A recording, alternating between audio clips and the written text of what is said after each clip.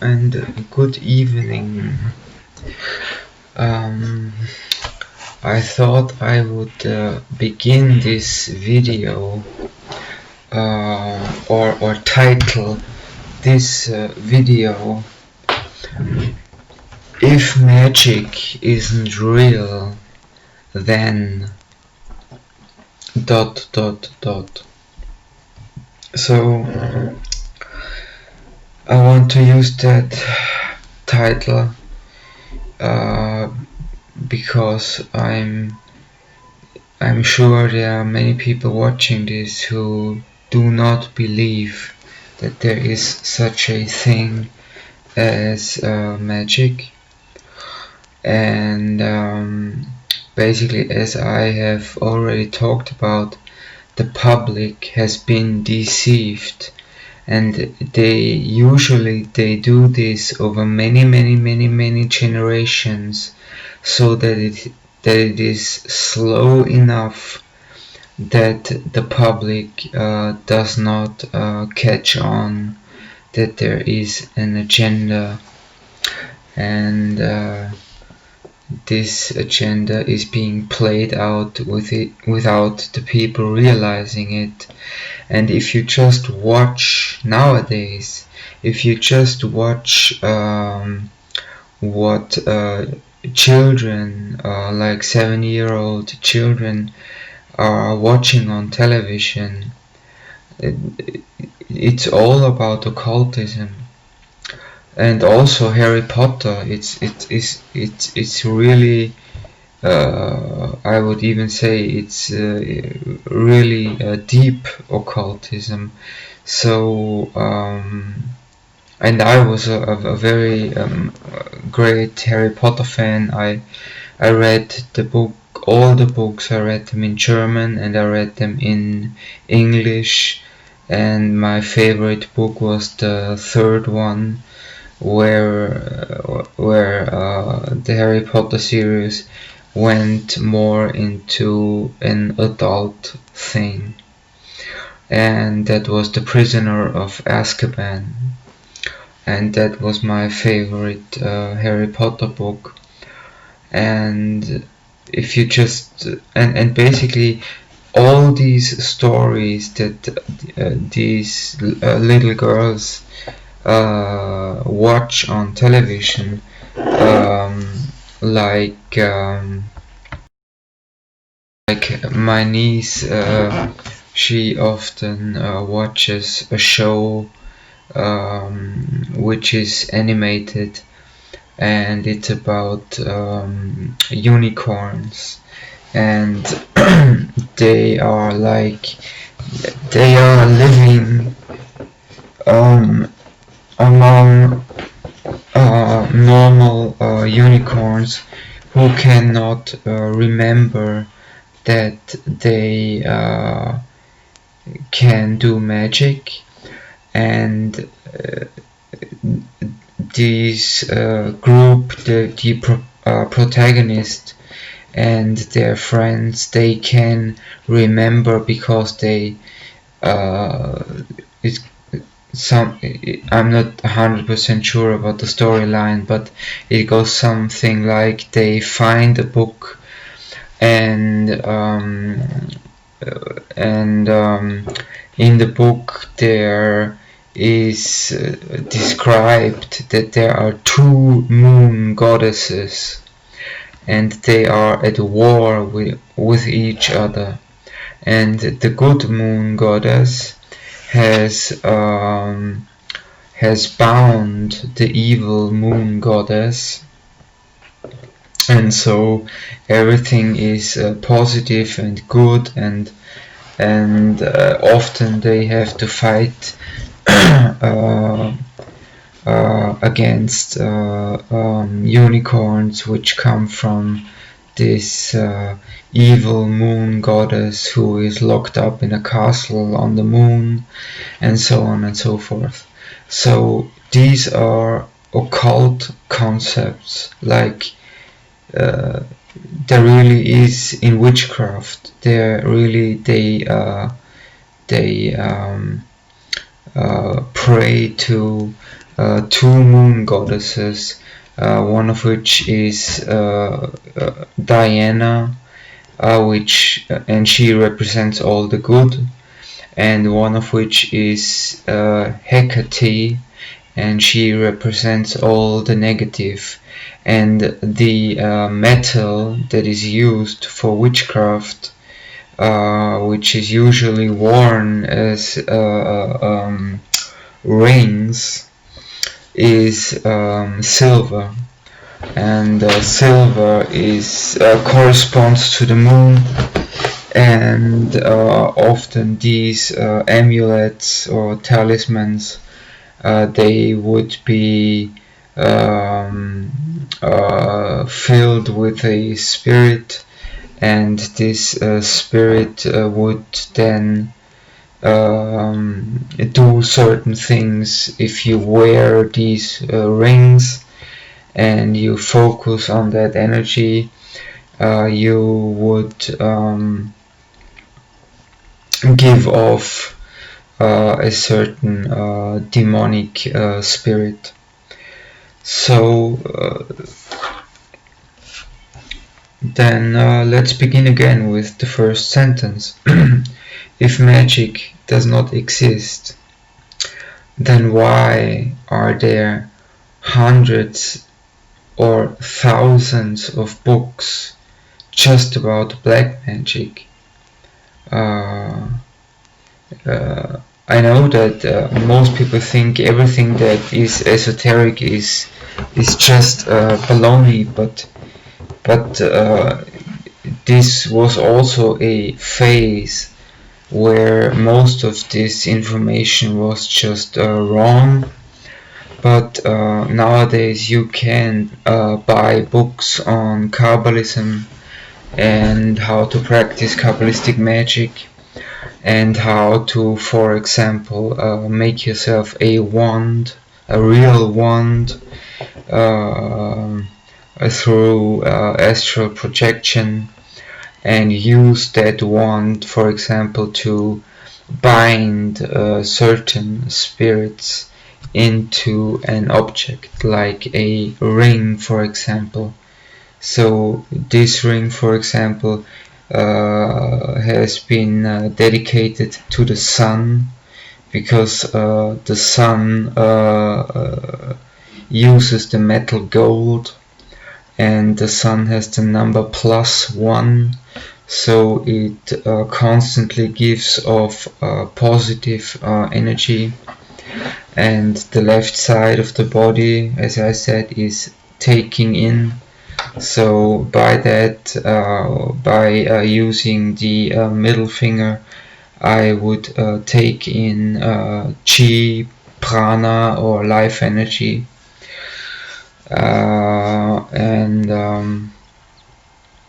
Yeah, but so you could also use the same ring for on the right hand for giving off wind energy, which is associated with the intellect.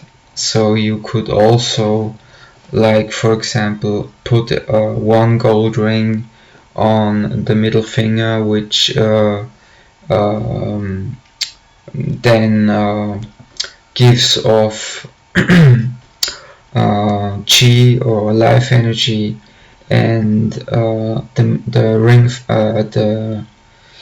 the index finger would give off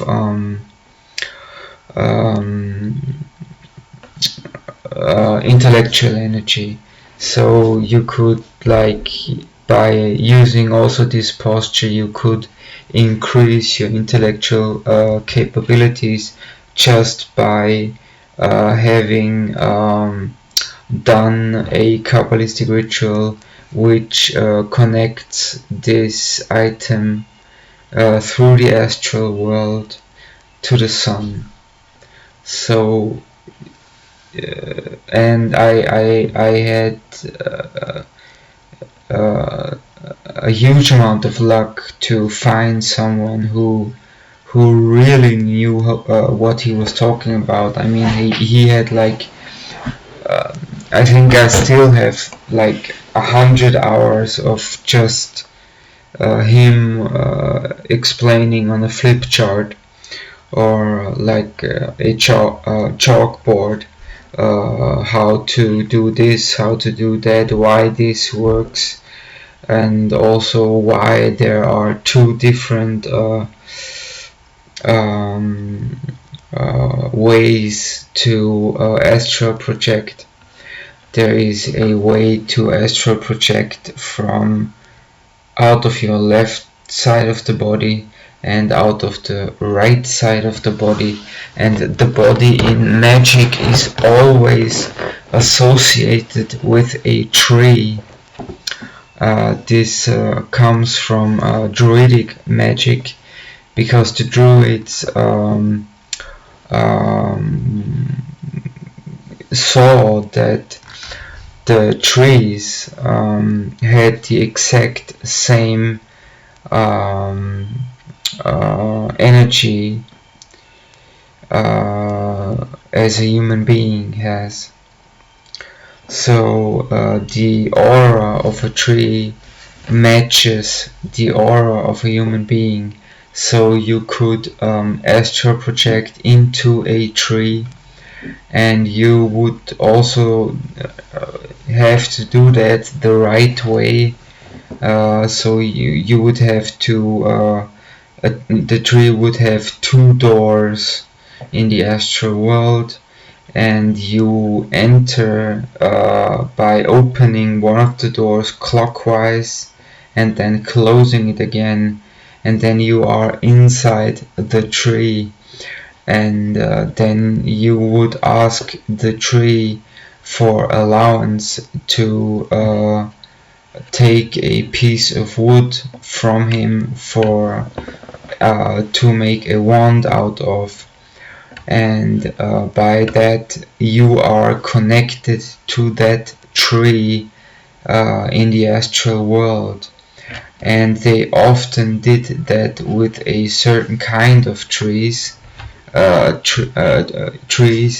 which were holy trees, which supposedly were often there were often like forests of these holy trees, and they were under the ground. They were all connected. So if you would connect yourself astrally to one tree, you would also be connected to the whole forest, because the trees are under the earth. They are connected via their roots.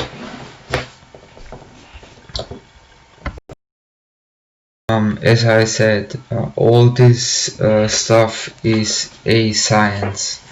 You would need a mentor to be able to progress in this in knowledge about these things, and it is not that easy to understand all these concepts.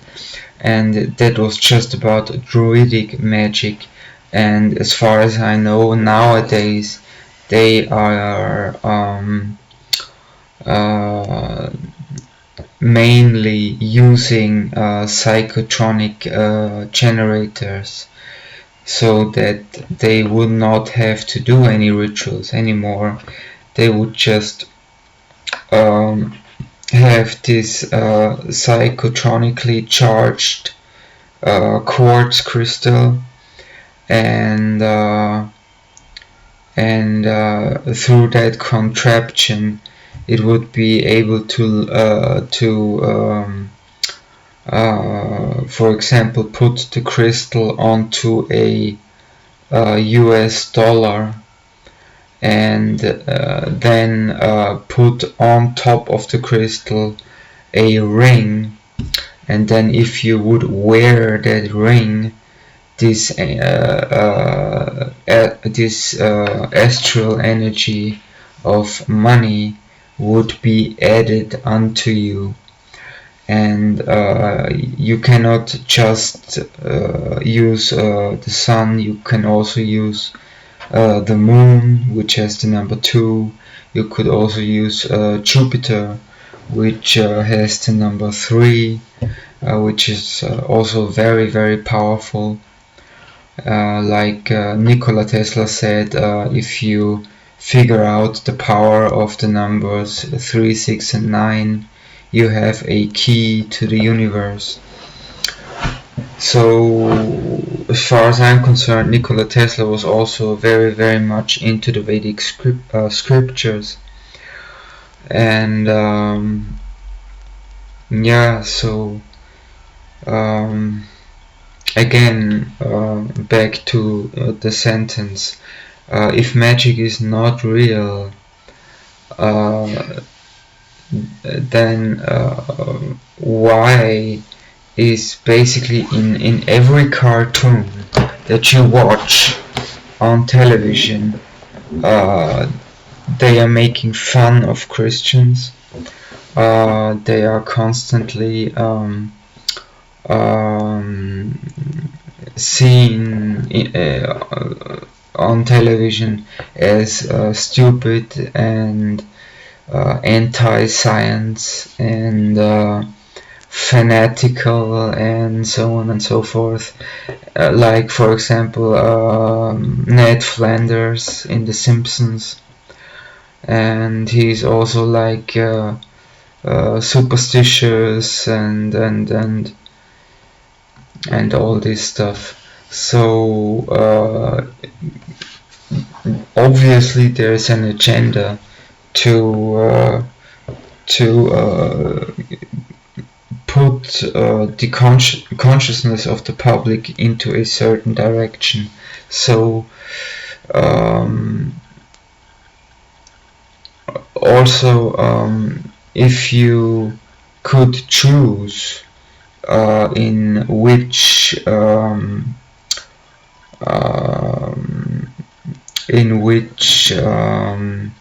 worldview to indoctrinate the public, and you could choose, for example, if you are a very, very powerful trillionaire, and you could choose in which worldview you would want the public to believe in, obviously you would choose secular humanism, because even from a philosophical standpoint, from epistemology, it is the least expedient, the least rewarding worldview. So yeah, so it's the most non-rewarding worldview to have. So if magic isn't real, also why is there all of pop music and rap music and whatever else popular secular music, why are these people all wearing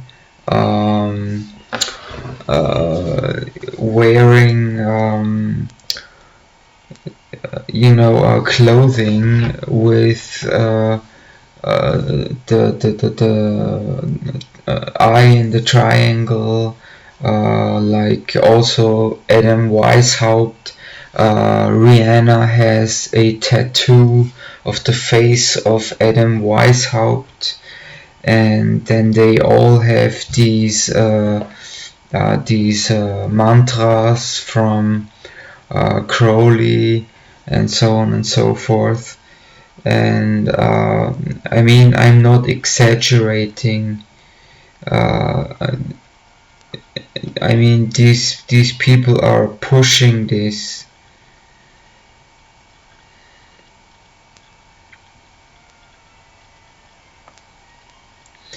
So there you have, for example, Jay-Z with on his pullover, do what thou wilt shall be the whole of the law, which is the greeting of Thelemites. They often greet each other with do what thou wilt, and the other one says love is the law, love under will. So these people are really pushing this stuff. So are they so in love with this occultist that died 100 years ago? No, but they are made to put out this image, and it's just pretty disgusting. So and this has not this isn't just from like yesterday. I mean, Madonna, for example, was doing that. I don't know, back in the 80s, where she wore this outfit, and that must have been when she was very young, and she is now a pretty broken person, because she has practiced so many of these false rituals, because as this guy who basically mentored me in a way, this guy said that the rituals have been changed, and all the rituals that Aleister Crowley did are booby trapped, and he also wrote a lot, if not most, of the rituals for Wicca, and also these rituals are booby trapped. And it's just unbelievable. So if magic isn't real, if this does not exist, if the astral world is not real, if astral projection does not exist, then why are there so many people practicing it, and really often in the last minute getting out of that stuff, because it's very dangerous to open yourself up to the astral world. And these seemingly nice spirits very soon turn out to be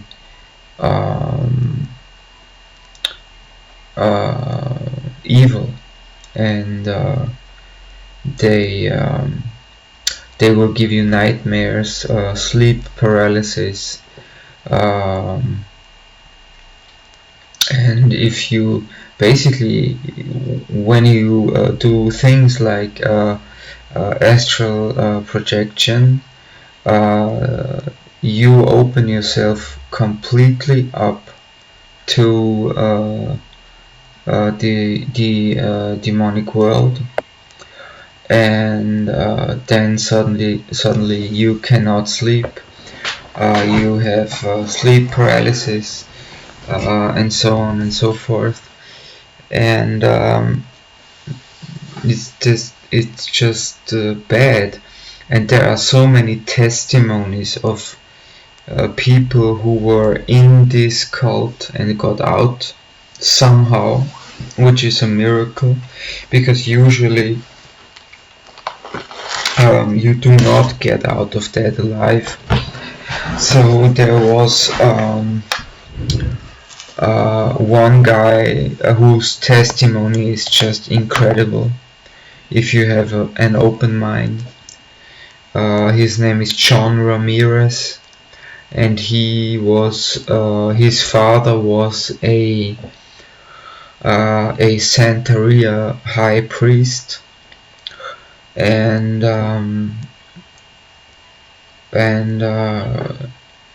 his father was killed when he was 33, and John Ramirez basically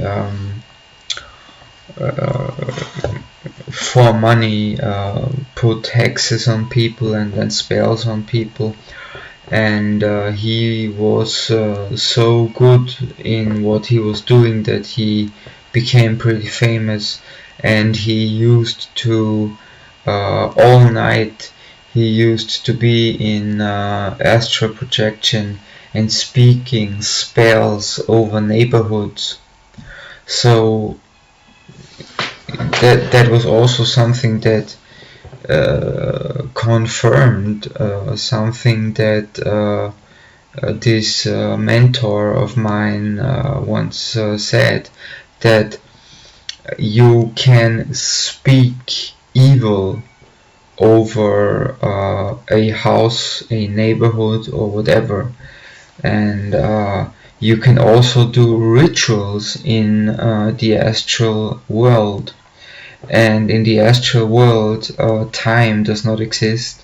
So if you think about something, you immediately have it. So if you really get the hang of it, to be able to astral project, you can, for example, speak over a certain neighborhood, speak the spirit of anger, frustration, prostitution, drugs, drug addiction, and so on. And he used to do that all night long, every night. And that was John Ramirez. If just type in his name, John Ramirez, and maybe Christian testimony or something, and it's really I mean, it's just, if someone invents a story just for attention, you can see that in his body language. I mean, this guy is not telling some story. This guy is basically telling his life story for maybe for the first time, and he's partly reliving it, and you see that this person is not lying. So then there was also the absolutely incredible testimony of Roger Morneau. Roger Morneau was from Canada, from the French speaking part of Canada, and when he came back from the Second World War, he got involved with a séance, and that's how it started. So a friend of him that he basically hasn't seen for a long time, and they meet again, and they are very happy that they both survived. And his friend asks him if he would go to with him to a séance, and later they are in this séance, and they see this spirit manifesting and so on and so forth, and yeah, he's impressed, but but not insanely impressed by that. And his friend basically says he's doing it for his wife, because his wife gets something out of it. She gets some consolation and so on, because of a relative that died or something. So then Roger Monroe goes to eat with his friend, and there's one guy at the séance that tells him if they want to know more about this thing. He invites them to a dinner, and they would be meeting in a restaurant, and so they eventually they meet there, and this guy says to them, look, guys, going to a séance that's just rubbish. That's just nothing. I'm involved with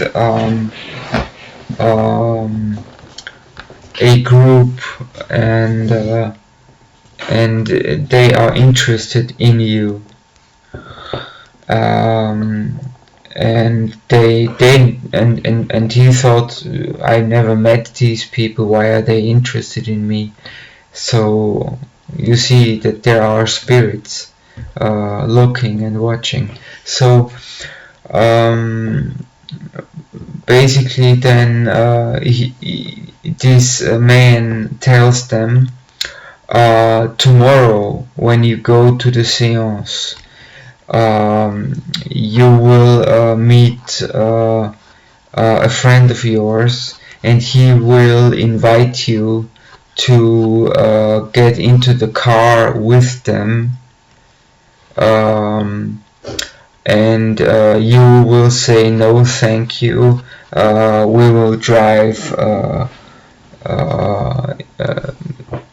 some other way.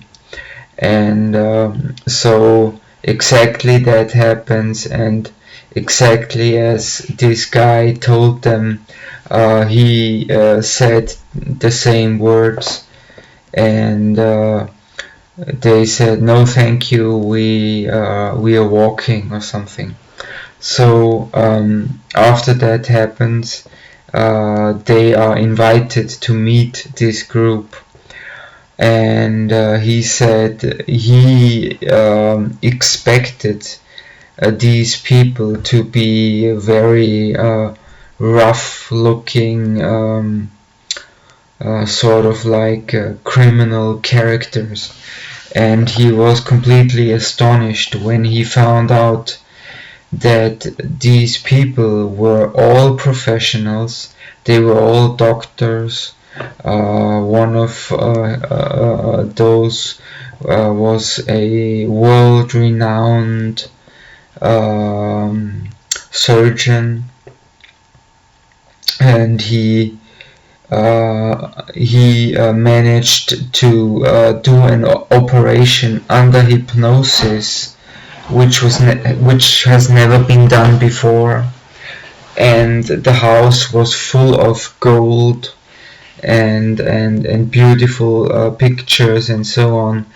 And then they basically introduced themselves, and they said that they are worshipping Lucifer, and that they have weekly meetings, prayer meetings, and they even had a picture of him on the wall, and he said that he looked very, very like he had I can't remember the words that he used, but he said that he looked very, very powerful and of high intellect and so on. And Roger Morneau then got into this first praise session to the spirits, which was basically blasphemy or blasphemic verses which were sung, and they were singing these blasphemic verses, and the high priest explained to him that this is the best way to please the spirits.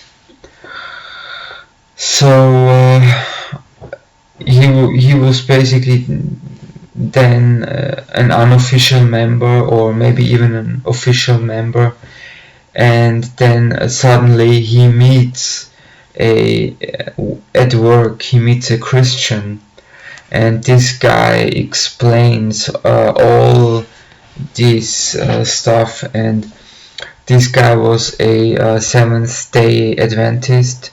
They believe in the Sabbath day. They believe that the Sabbath day is holy, which is Saturday, not Sunday, and so he was a Seventh-day Adventist, and this guy, together with his wife and Roger Morneau, was able to get him out of there, because he was already he said that they could choose different gifts that the spirits would give them, and he chose to be able to know the horses which would be winning on a horse track, and because he liked to gamble and so he had this dream, and in this dream he saw that the number 3 won, then the number 11 won, and then the number 8 or something. So he did that several times until basically the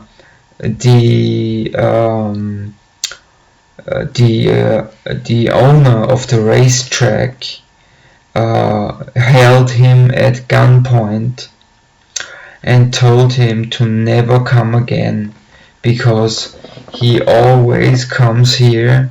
He doesn't know anything about really about horses, and he always wins.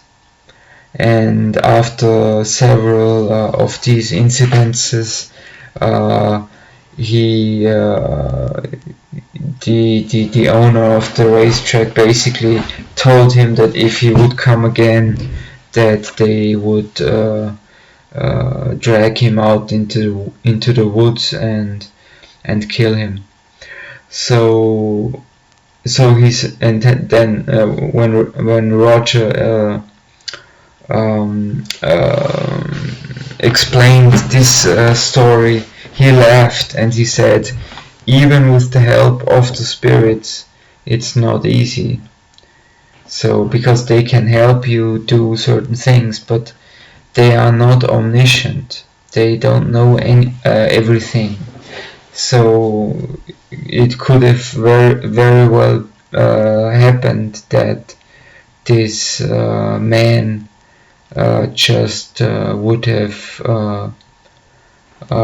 killed him right there and then and there. So that was the incredible testimony of Roger Morneau. I think it's like 4 hours long, and it's really worth watching Yeah, it's an incredible testimony. So next thing that I wrote down here is that there is this story about Lady Gaga, who massively got involved with black magic and so on, and that she had to pay her assistant a lot of money because she wanted her to sleep in the same bed with her because she had such horrific nightmares. And basically in the end her assistant sued her for a lot of money because she basically made her sleep in the same bed with her because she had such incredible nightmares. And there's also of course the story of John Todd, which the title alone in German sounds just ridiculous.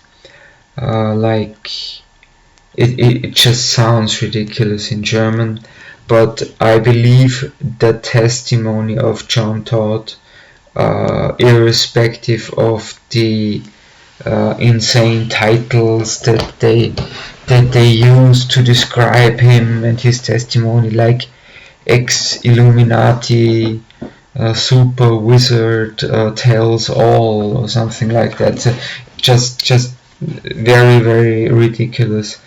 But basically his testimony consists of several old tapes, which somehow survived the last 60 years or so. And what he was talking about, I think that he was absolutely truthful. And yeah, so that's about if magic isn't real. Dot dot dot. So thank you for listening, and I hope you have a wonderful night tonight.